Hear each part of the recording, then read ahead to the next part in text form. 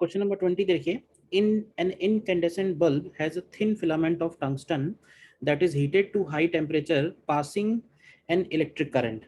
The hot filament emits black body radiation. The filament is observed to break at random locations after a sufficiently long time of operation due to non-uniform evaporation of tungsten from the filament.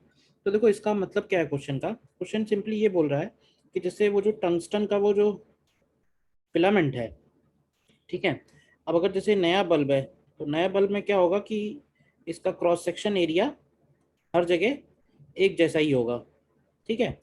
लेकिन जैसे जैसे इसका life बढ़ता जा रहा है, ठीक है ना, after a sufficiently long time of operation, तो कहीं कहीं पे क्या हो जाएगा, कहीं कहीं पे रेडियस इसका due to non uniform evaporation,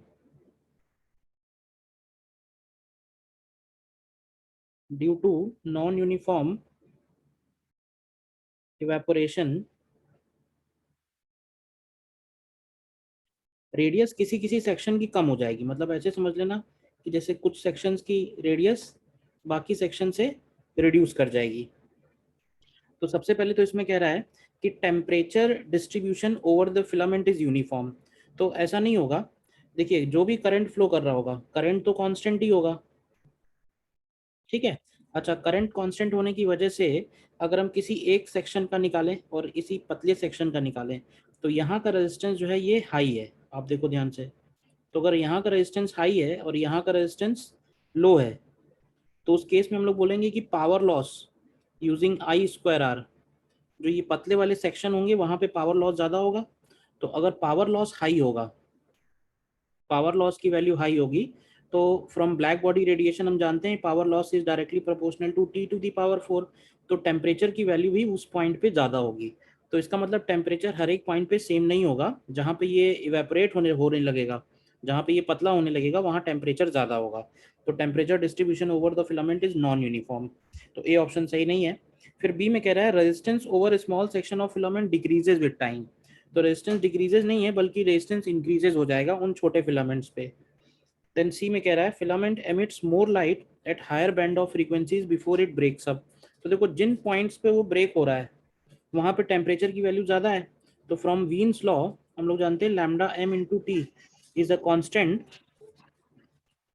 तो लैम्डा एम की वैल्यू इधर डिक्रीज होने लगेगी, लैम्डा एम डिक्रीज होगा तो फ्रीक्वेंसी की वैल्यू इंक्रीज होगी, यानी कि filament will emit more light at higher band of frequencies before it breaks up। तो ऑप्शन सी हमारा करेक्ट है।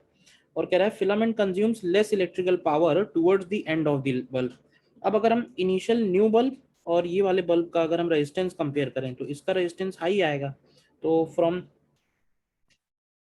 E equal to V square upon R total, तो क्योंकि आर टोटल की वैल्यू इंक्रीज हो गई है, तो आर टोटल इंक्रीज होगा तो पावर की वैल्यू, टोटल पावर की वैल्यू डिक्रीज होगी। लेकिन पावर इन छोटे सेक्शंस पे बाकी बड़े सेक्शंस के कंपैरिजन में ज़्यादा एमिट हो रहा है। तो डी ऑप्शन फिर हमारा करेक्ट हो जाएगा, ठीक है ना। ये जो पावर लॉस की बात कर रहा है ये है टोटल, टोटल वायर का, नए वाले वायर से कंपेयर करके। और यहाँ पे जो मैंने पावर की बात की है वो इन स्मॉल सेक्शंस की बात की है as compared to the thicker sections. अच्छा क्वेश्चन है, एक बार ध्यान से देख लीजिए।